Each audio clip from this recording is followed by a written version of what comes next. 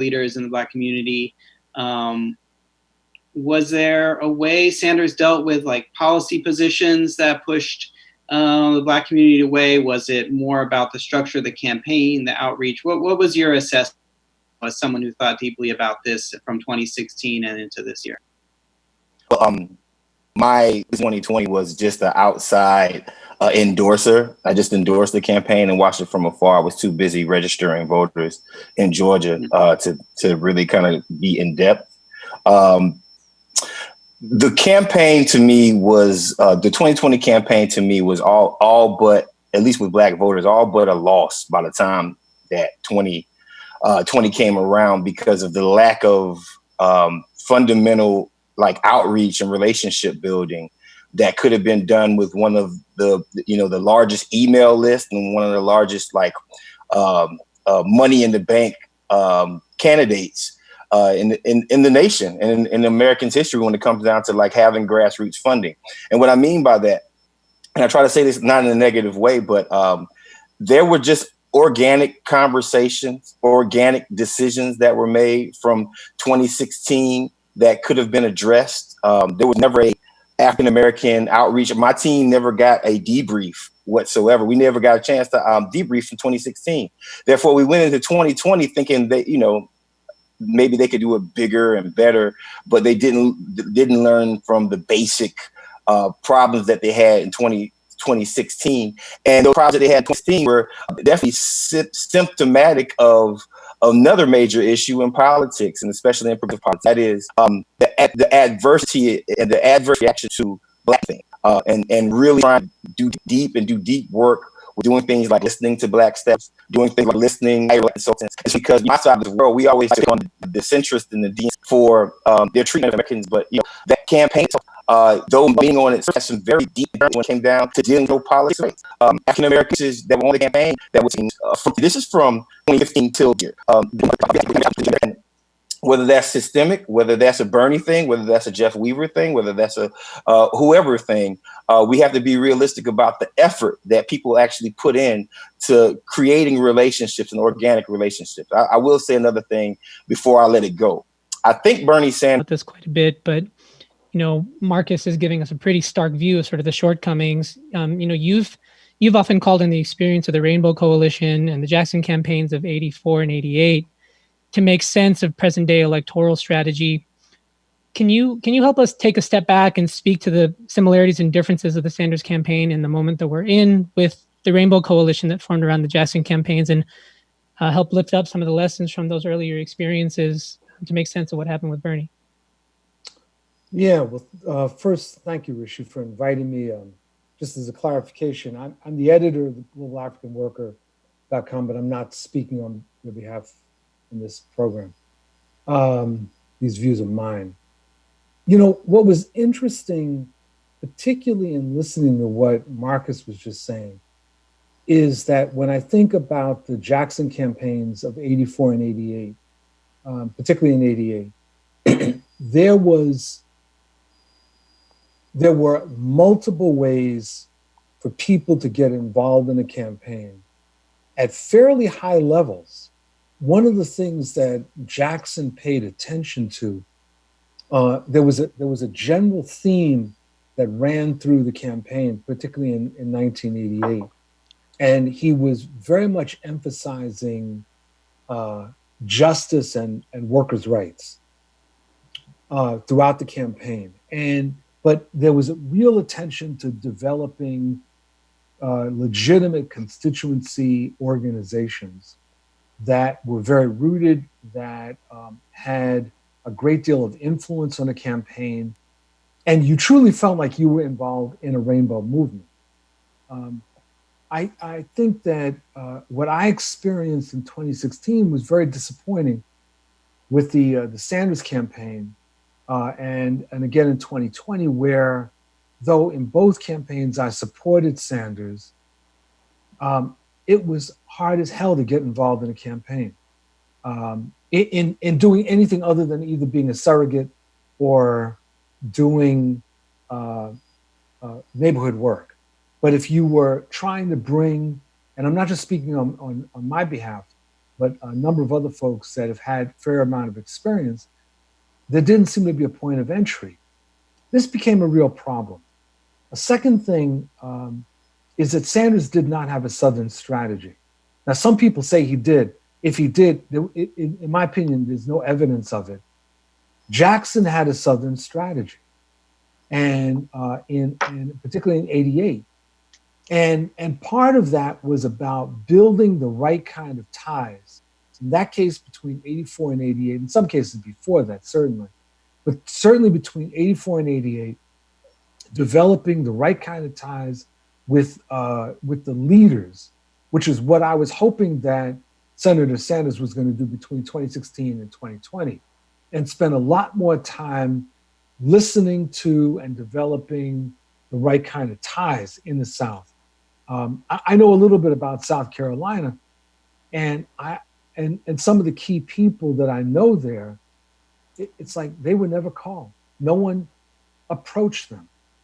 And I simply couldn't get it. I just didn't understand it. And I think what we have to be thinking down the road is that to the extent that we're carrying out a battle within the Democratic Party, and inside and outside of the Democratic Party, we have to really be keenly aware of the key constituencies that are going to make it possible for some sort of progressive transformation.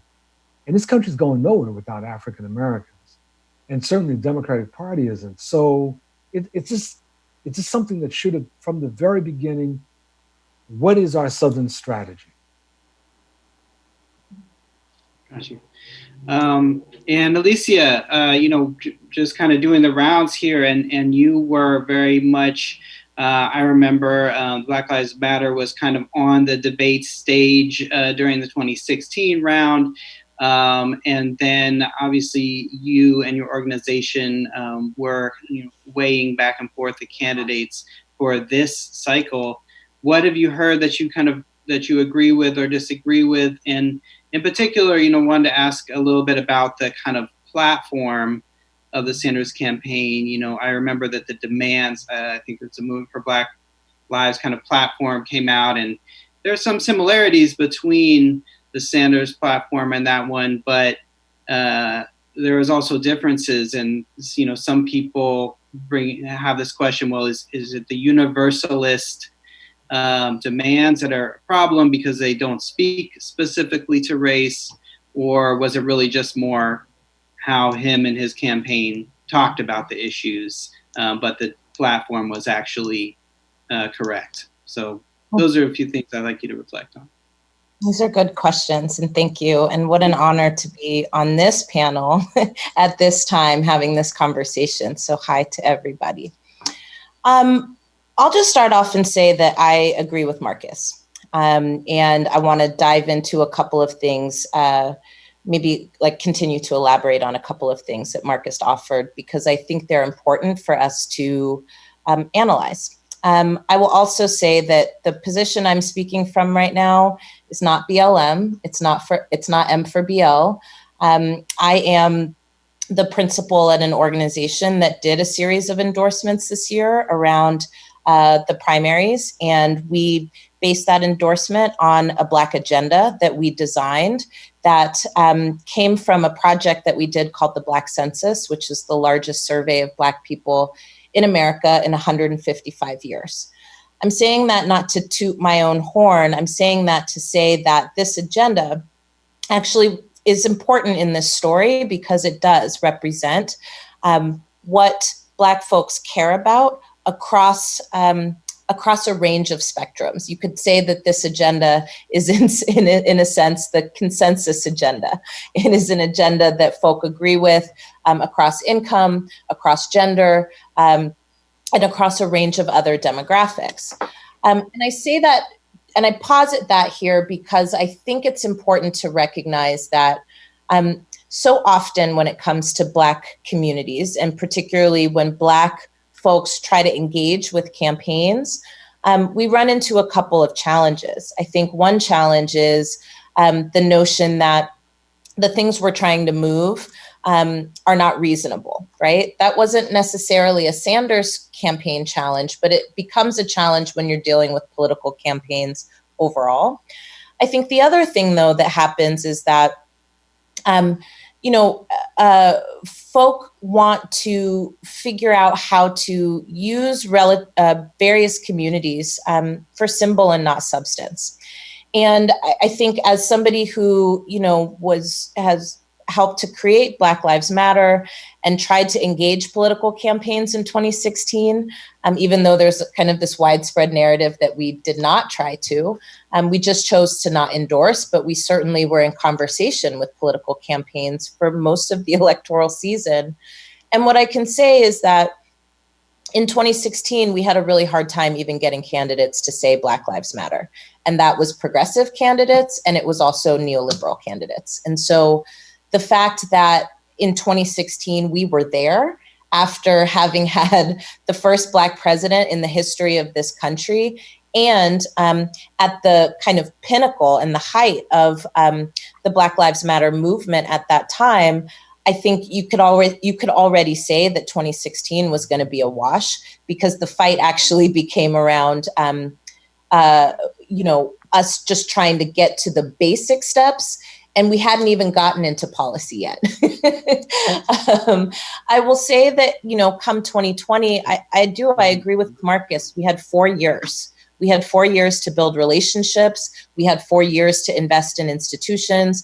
We had 4 years to figure out how we were going to attach a voter registration and voter mobilization strategy as it related to Black people, and to connect that to a campaign that I think, for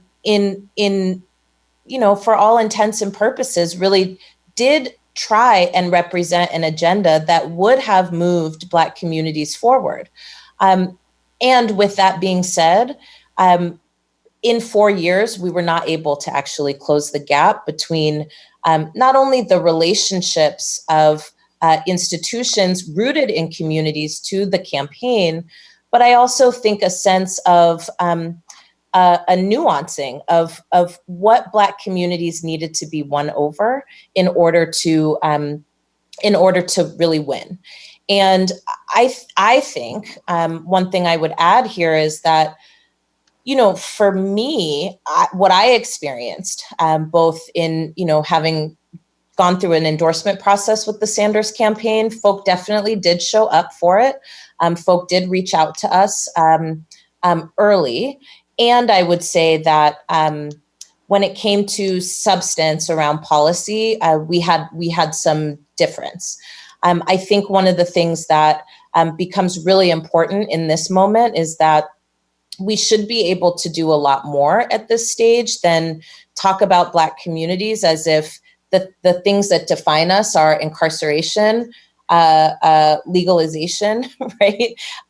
And frankly, sorry, what was the other thing? Mass incarceration, marijuana legalization, and police. I actually know that from our survey, what Black communities said was our number one issue that keeps us up at night is low wages that are not enough to support a family. And so we really needed a campaign that wasn't just ideological, but we needed a campaign that was going to appeal to Black voters by being very specific about how you were going to improve material conditions for Black people. And that would have moved Black voters in a different direction. I don't buy the narrative that Black voters are by and large in support of Joe Biden. I think what Black voters were in support of was a candidate that they felt like could govern and could legislate. And the bar was not as high with Biden for sure, but I still feel deep sadness that at a time when we were able to move a candidate with an openly socialist agenda, I think we went back to particular patterns that we have, which was being much more concerned about cutting and narrowing as opposed to widening and broadening. And the fact of the matter is, with a lot of Black voters, what was going to appeal to them was not necessarily the socialist politic. I'm not saying that it was going to turn folks off, but I'm saying that that wasn't the thing that was going to bring Black voters to the yard. What was going to bring Black voters to the yard was a clear plan about how wages were going to be increased, how jobs were going to show up, clear plans around housing, clear plans around healthcare. And frankly, if those bread and butter issues become ideological only, we always see problems in terms of moving Black voters. And so I think that was difficult. I also think you're right, Claire, that media, mainstream media in particular, was absolutely brutal to Sanders. And frankly, there was a lot of tension, I think, and a narrative that the campaign could not shake around supporters of the Sanders campaign. That is something that turns Black voters off, frankly. And I think that, we had 4 years to figure out how to counter disinformation. And so that was certainly happening. But I can also say that, when it came down to it, from our perspective, from our organizational perspective, we actually ended up endorsing Warren. I can say that, the bloodbath that I think happened towards the end with those two campaigns certainly was not going to motivate Black voters in any way, shape, or form. Finally, I'll just offer here that, I think that campaigns in general need to figure out how to work with movements, even if they don't do endorsements. Frankly, I don't think it's the job of movements to do endorsements. I think it's the job of movements to hold campaigns accountable and to support campaigns in talking to their base and to talking to the people that they're talking to. And I would hope that a lesson that we take from this last round is that perhaps endorsement isn't the goal here, perhaps engagement, right? And not only a broadening of engagement, but an amplification of how campaigns can engage with movements is deeply necessary.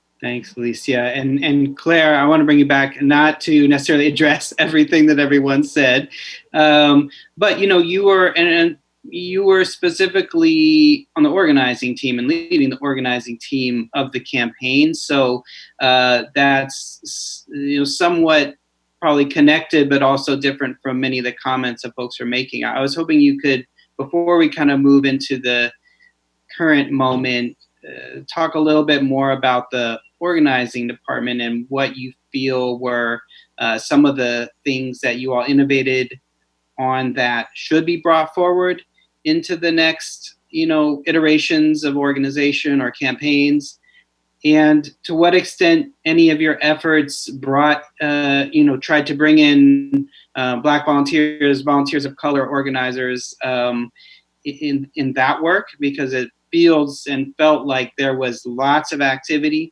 lots of donations, and kind of more than in many presidential campaigns, any that I had experienced. But it wasn't clear kind of what the racial politics within, or the racial representation within that were. So yeah, any lessons from the organizing work, and of course you can respond to others, but wanted you to speak on what you were involved in. Thanks. Well, first, I so wish that the 2020 campaign had, one, benefited from a debrief from everything that Marcus learned and observed in 2016, and in terms of what worked and what didn't work and what needed to be done differently. I think that as an organizer, whenever I do something, I am in the habit of the debrief of start, stop, continue. And it's just so tragic and really outrageous that didn't happen. So I just want to name that. And then also, I so wish that the campaign had benefited from Bill's insights and Alicia's insights, and also that, that the people who you're saying did not feel like they could connect with the campaign or get through to the campaign or be fully understood by the campaign had really been heated. I do want to say that I feel the need to bring up that I think we had some really great people who did some tremendous work, including like in South Carolina, where I think that we had more Black state elected officials who endorsed our campaign than any others, because the team there did a really good job. But it sounds like obviously there were, I mean, look, we lost the state in the landslide, so obviously we did not do everything right, to say the least. And I think part of that really goes to, just a difference that Bernie has as a politician, in the way that he does political outreach, and the lack of interest in doing that, frankly, that is different from the way that other politicians engage, where they're really good at building relationships and reaching out. And that was, I think, one of the pieces of advice that people gave him between 2017 and 2019 to build those relationships, and it didn't happen. So I'm not going to make any excuses for that. I do feel like we need to draw out the factors that led to the loss, in particular, and name one of them as being a lack of investment in paid media. And I think that goes to what Marcus said in terms of just who was in the room and who was making decisions. And it was not, it didn't include enough Black people, frankly. So, or sometimes any. So I think that was a major problem. In terms of the organizing program, I think that there are so many things that I'm really proud of that we did. We talked about, Bill brought up constituency organizing. That was actually something that was really core to our organizing program that I think was different than a lot of political campaigns, which see constituency outreach as part of political, where we saw it as a kind of core pillar, along with relational or friend-to-friend organizing within our program. And it was something that we invested in, not as much as I wish we would have, but we invested in Iowa and Nevada, and it really was a key part of our victory in those states, where we were organizing workers in immigrant communities, communities of color, and in particular in workplaces. And that was one of the innovations that I was really excited about, where we had organizers who were doing kind of traditional union organizing techniques of canvassing workers at shift change and organizing people with Bernie's economic message in their place of work. And I think another one was just building leadership at scale, which was something that we struggled with in 2016, where we got to a big scale, but we didn't really build deeper leadership. And it was something that we worked on through a number of programs this time. I think a challenge was transitioning some of those things to the later states, because we had next to no staff we were given for some of the later states because of the need to save every dollar for paid media. And I'm glad that we didn't end up doing what Elizabeth Warren did, which was sort of break the bank on staff and to then like fall short in Iowa and New Hampshire because she couldn't spend enough money on TV, and so she kind of lost in the first round. But it was definitely a challenge from an organizing standpoint to have to be told, like, go ahead and organize Texas with one person. You can't really do that, and then also you definitely cannot build deeper political relationships and coalitions if you have one person for the entire state of Texas. Mm-hmm. Thanks, Claire. Yeah, I mean, I agree. I think in a lot of ways the Sanders campaign had sort of a unique relationship with labor that was different than how it chose, from my perception, how it chose to relate to other social forces, where Bernie was willing at times to work with sort of labor leaders, and there was often, this sort of really innovative investment in actual organizing campaigns. And then it seemed in terms of other groups, in particular with Black folks across the South, there was a bit more of a reluctance to sort of work through established political leadership, which I think is something we should keep talking about. But Alicia, I want to bring you back in, because we really want to talk about how how to pay attention to sort of the dynamics of the Black-led uprisings and the sort of moment that we're in, and the interaction, if there is any, between the sort of Bernie moment earlier in the year and sort of the moment that we're in now. Given the context of the pandemic, how have you observed the people mobilized and politicized through the Bernie campaign engaging with the broader Black Lives Matter movement over the past month or two, if at all? Is there convergence, or should there be? either in general, or in specific instances? Have you seen any kind of interaction? I haven't personally, but again, I'm not speaking on behalf of M4BL or BLM. I will say that, the intersection here is there are Black folks who were inside of the campaign who are a part of these movements. And so, our brother Phil certainly, is helping to move another Black male voter initiative forward. And so that's very exciting. I know Sister Nina Turner is out here doing incredible work, and I've had the pleasure and honor of working with her on a few projects. But I think that, that's most of what I've seen. Of course, Sister Ransby certainly is doing a lot of work inside of Movement for Black Lives, but these are not campaign people per se, right? This is folks who stepped up to help amplify and give a different kind of platform to the campaign. But I think they are first and foremost kind of movement folk. I haven't personally interacted with the campaign since the campaign called it. I think there are opportunities right now. And frankly, it would be good to hear the senator's voice on a lot of the issues that I think are front and center right now. In particular, I think it would be important as we are moving into a deeply uninspiring election cycle. I think it would be important to see how, right, we can use the resources, the infrastructure, of the campaign to be able to uplift the demands that are coming from this movement. I think it's a very inopportune time to, do what I think I'm seeing, which is, a conversation that is an appropriate conversation that is about defunding police and policing, divesting from the carceral system and investing those resources into communities. You would think that there would be a natural alignment here, but I also am aware that there's a convention process happening and there's a lot of, power dynamics at play. Unfortunately, I think what we are seeing from some of our champions right now is a message that is deeply counter to the demands that this movement is putting forward, and up to and including, messages around, how police need a raise, messages around how we need things like community policing. Again, I think we need to begin to, it's not too late, is what I'm saying, to build the kinds of relationships that are beneficial, even if there's no longer a race happening in terms of the senator's campaign.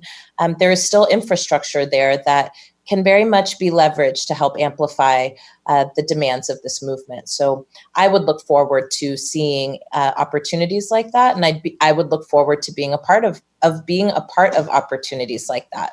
There are also clear opportunities right now to move forward demands that are coming around how to improve the lives of Black communities, especially in the midst of a global pandemic, in the very beginning of an economic recession, and in advance of a crisis in our democracy. I think it's important, right, that we use this kind of infrastructure to help amplify and elevate some of the challenges that Black communities are facing right now and some of the attacks that we're under. Marcus can tell you better than anybody.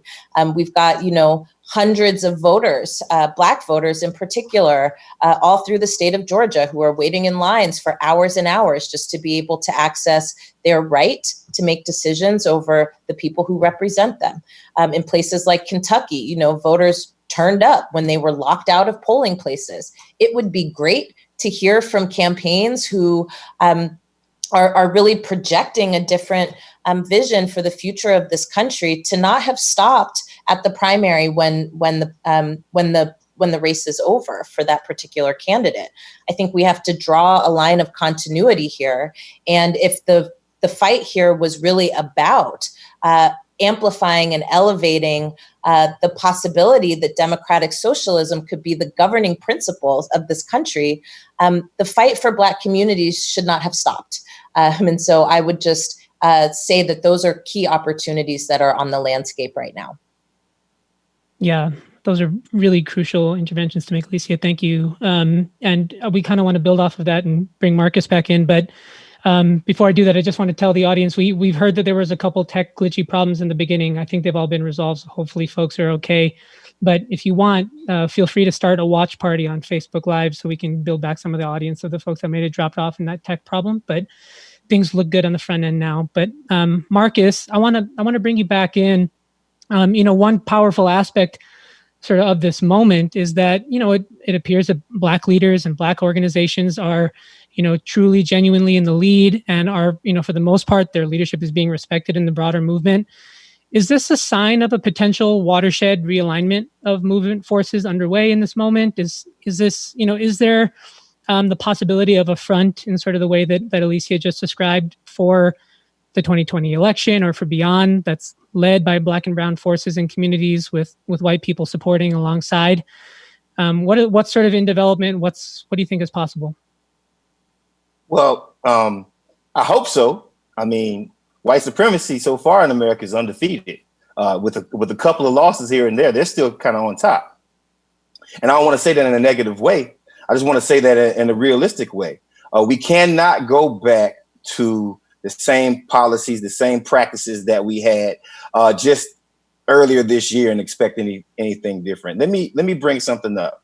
Once progressives decide to center, once white progressives decide to center Black issues, you start handling the major issues of the country. So one thing that I used to say to Senator Sanders and the team all the time was, okay, Medicare for all. How does that affect Black communities? And explain it to a Black person. Okay, you want college for all. Well, then first, let's talk about how we can get more African Americans graduating from high school and to get college for all, right? Center these issues and think about them from a Black perspective. One of the most telling moments for me was in 2016 when the senator decided that he was going to go against reparations. Now, he has since that moment, he's since kind of came back and said, listen, I'm a supporter of reparations. But if Bernie had wholeheartedly supported reparations, then the conversation on the debate stage would have shifted, and there'll be white kids in gentrified neighborhoods wearing Reparation Now t-shirts, right? So I want to say this right here because we talked about moving forward, and we talked about, is there going to be a shift in the paradigm? The only way it can be a shift in the paradigm is if people who have been on campaigns for years, people who are in the streets and are part of the movement, are brought onto campaigns and are brought on to specifically the next big progressive campaign, and they're listened to, and they are appreciated. And they are respected as trusted voices, just like some of the white male consultants are. The last thing that I want to bring up, and this is very important, is, I go protest. I've been to the protests. I've been to the marches. And what I noticed is that there's a very big difference between what we ask for in the streets and what candidates across the nation ask for or talk about when it comes down to policy-wise, right? So the Sanders campaign and the Sanders kind of ideal is a problem. The streets don't center particular leaders. And I say this with a caveat because I don't want to disrespect anybody on this current, on any of the surrogates for Bernie Sanders. But there is a problem, a fundamental problem with not centering the community over centering surrogates and celebrity. And that was a very big Bernie problem. It's good to have surrogates, right? But don't roll out Black people expecting all the Black people to just follow one person. You got to do organic dirt work. And until we get to that point where we're not being used as faces, but we're actually doing deep organizing in communities to build relationships. Like Sister Garza said, to build relationships, you're going to have an easier time talking to dream defenders if you've had an office in Miami in the hood for 2 years, or you have people down there talking about Senator Sanders for 2 years than just showing up during election day. So we have to start doing deeper organizing, and we have to hire folks and let them do their jobs and trust them. And also, the last thing, let's let Black folks get their hands on the budget. Let's let African-American campaigners and people who are working on campaigns have some version of a final say-so when it comes down to how we're spending the money on the campaign, and let them be in the room and let them do their jobs. Thanks, Marcus. Bill, I have a question for you about kind of labor and its role on, but, a lot's been said. I want you to be able to reflect if you've heard anything kind of this, especially about the current moment and the kind of interaction between the streets, the campaign, some of the stuff that Marcus was bringing up, or just the realignment of people in general. What are you seeing from your experience kind of coming out of the Bernie campaign into the pandemic and into this Black uprising? How are things shifting, and what do you want to respond to from what you've heard?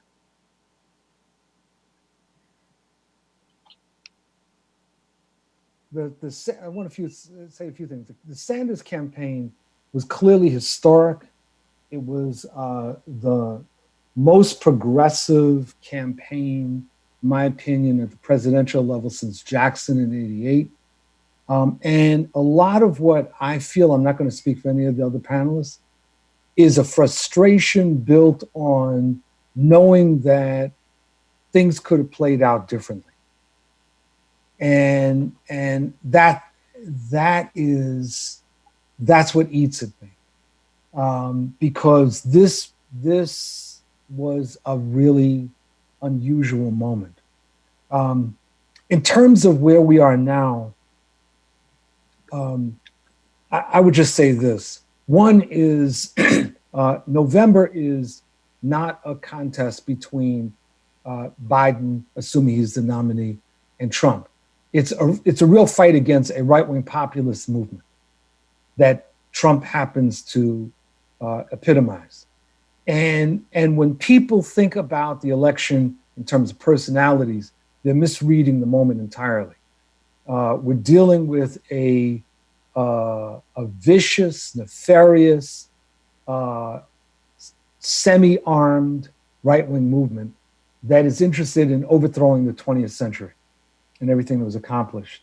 Right now, I think that the eruptions that have taken place since the murder of George Floyd have changed the political discussion in just such fundamental ways for the better. The problem is that in a spontaneous movement, there are going to be demands that come out that precisely because it's a spontaneous movement are going to be subject to myriad interpretations. Whether one is talking about defunding the police, abolishing the police, or whatever, there's going to be different interpretations. And that part of what's going to be critically important is the beginning of the consolidation of progressive forces that can take the energy out of the streets or from the streets, it's emerging from the streets, coalesce in very, very clear programmatic demands and push them. And I think that Alicia was onto something when she said it's not fundamentally up to the social movements to be backing the candidates. Doesn't mean people should be sitting out the election. But I think that we need to be building organization desperately at this moment, because at some point when in any kind of spontaneous movement, things are going to crest and decline. And the forces of the right are waiting for that moment in order to seize their own opportunities. So that's what I think that we have to be focusing on. Yeah, and just from your own perspective on labor's kind of involvement either in the campaign or in this current moment, what are you seeing? Because we had Organizing Upgrade had a call last night. Sochi, who's with New York Working Families Party, said that there can be no successful movement for massive social change without organized labor, and obviously that party has labor as part of it. When you look at who's coming together to defeat the right, to defeat Trump, it does seem maybe labor is being more bold or not. What are you seeing, and kind of what do you propose? Real quick, what I proposed was, this is going to be very self-interested, was in an article that I wrote in The Nation about 5 things that I think labor should be doing in The Nation magazine. But I mean, the organized labor right now remains in a state of paralysis and crisis. Elements within organized labor became very active in the Sanders campaign, particularly. Some in the Warren campaign, but very active in the Sanders campaign. But in the face of the crisis that we've been seeing since COVID, the economic collapse, and now these lynchings and the uprisings that have taken place, organized labor is spinning. And while there are, in many cases, good positions that have been elaborated by certain leaders, and I don't want to take anything away from anyone, what we need is building a broad front. We really do need labor and as many unions as possible, as well as non-union labor organizations, the domestic workers, others, to be spearheading a broad front against repression and in favor of democracy. We need that now. And that's what exactly needs to be tied into the motion on the streets. That's what I think that labor needs to be doing. That's what I think it needs to be concentrating on, and not hoping that a Biden victory will result in the pendulum swinging the other way. I don't trust pendulums, and politics is not about them. And so what we need is real organization. That's what I'm really advocating. And frankly, part of what's going to be necessary is that we're going to have to encourage several union leaders to go into retirement. Thanks, Bill. Yeah, the question of building new organization, listeners of our show will know that that's a repeated theme and one we're going to keep coming back to. So thanks for making that agitation. Alicia, we're going to give the final word to you in a second. But before we do that, Claire, I want to bring you back in. A lot of our questions have sort of asked you to look backwards on sort of what worked, what didn't inside the campaign. But I want to give you a chance to say, between now and November, there's a lot at stake. I think everybody on the panel sort of made clear sort of how to view the next several months. What do you think is sort of most important for left organizers in the electoral space to be doing between now and November? I think that everyone needs to be supporting the movement for basic democratic rights and Black liberation, and for defunding the police and dismantling our mass incarceration system and attacking systemic racism. I think that is really important to lift up. I think it's notable that Bill was talking about the Rainbow Coalition, that the socialist left has at times failed to get behind movement for Black liberation, such as Jesse Jackson's campaign. And I think that we're broadly seeing a lot of people in society get behind these protests to a degree that is even shocking to me. So I think that's number one. The second is we need to be organizing around this pandemic. We are approaching a cliff where millions of people are going to lose their homes and be foreclosed upon, be evicted, are going to be in breadlines. And the Democratic leadership is completely inept. They just massively transferred wealth upward to corporations with the initial bailout. And we really have to be applying a lot of pressure to them. And then I think we have to be setting the stage for fighting for what, if a Joe Biden presidency becomes a reality, and if we take back the Senate, I think there's going to be a major fight over the mandate that he has, because he's probably going to win, if he wins, with a lot of former Trump supporters coming back in, and they're going to try to claim the mandate and say that we just need a return to normalcy, and we have to say no, the status quo is not working for too many people. Thanks, Claire. Alicia, final words. A lot of people are smelling blood in the water with Trump. People think that he's sort of on the ropes, maybe at his weakest point. What's your agitation? What's between now and November? What's the most important thing for people to do?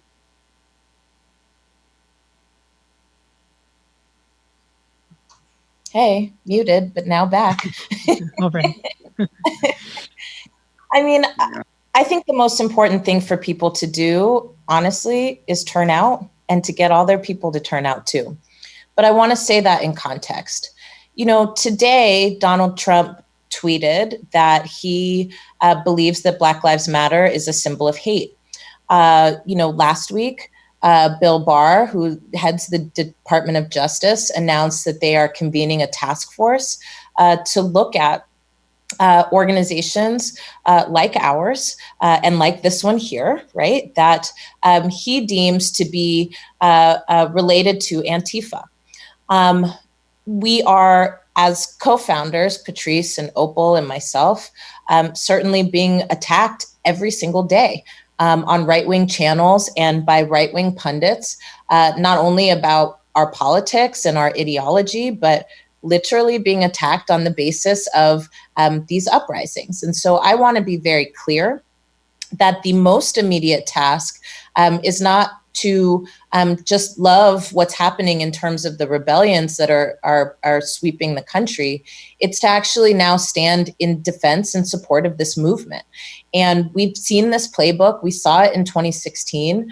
In 2016, Donald Trump floated the idea of BLM being labeled a terrorist organization.